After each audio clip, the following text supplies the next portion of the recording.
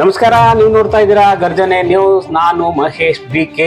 ಇವತ್ತು 25 ವರ್ಷಗಳ ಕಾರ್ಗಿಲ್ ಯುದ್ಧದ ವಿಜಯೋತ್ಸವ ಕಾರ್ಯಕ್ರಮವನ್ನ ಇಡೀ ದೇಶಾದ್ಯಂತ ಆಚರಣೆ ಮಾಡ್ತಾ ಇದ್ದಾರೆ. ಆ ನಿಟ್ಟಿನಲ್ಲಿ ತಿಪಟೂರು ನಗರದ APMC 2 ಮುಂಭಾಗ ಇರುವಂತಹ ರೈತರು ಹಾಗೂ ವ್ಯಾಪಾರಿಗಳು ಪಟಾಕಿ ಸಿಡಿಸುವ ಮೂಲಕ ಅದ್ಧೂರಿಯಾಗಿ ಕಾರ್ಗಿಲ್ ಯೋಧ ವೀರ ಸೈನಿಕರಿಗೆ ಗೌರವವನ್ನು ಸಲ್ಲಿಸಿದರು. ಕಾರ್ಗಿಲ್ ವಿಜಯೋತ್ಸವವು ಭಾರತೀಯ ಸೇನೆಯ ವೀರತೆ ಮತ್ತು ದೇಶಭಕ್ತಿಯನ್ನು ಸ್ಮರಿಸುವ ದಿನವಾಗಿದೆ.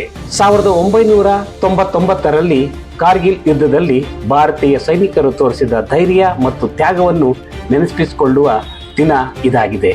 ಈ ದಿನವನ್ನು ಅದ್ಧೂರಿಯಾಗಿ ಇಲ್ಲಿನ ರೈತರು ಆಚರಿಸುವ ಮೂಲಕ ನಾಡಿನ ಘನತೆಯನ್ನು ಎತ್ತಿ ಹಿಡಿದಿದ್ದಾರೆ. ತಿಪಟೂರು ನಗರದಲ್ಲಿ ಕಾರ್ಯಕ್ರಮವನ್ನು ಪಟಾಕಿ ಸಿಡಿಸುವ ಮೂಲಕ, ಸಿಹಿ ಹಂಚುವ ಮೂಲಕ ಸ್ಮರಿಸಲಾಯಿತು.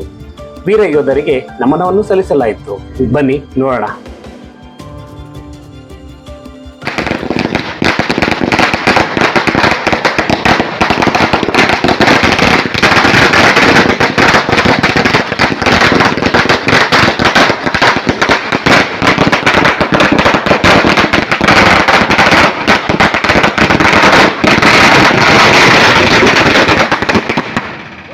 ಕಾರ್ಗಿಲ್ ವಿಜಯೋತ್ಸವ ಇರ್ತಲ್ಲ, ಅದರಿಂದ ನಿಮಗೆ ಟ್ವೀಟ್ ಕೊಡ್ತೇವೆ.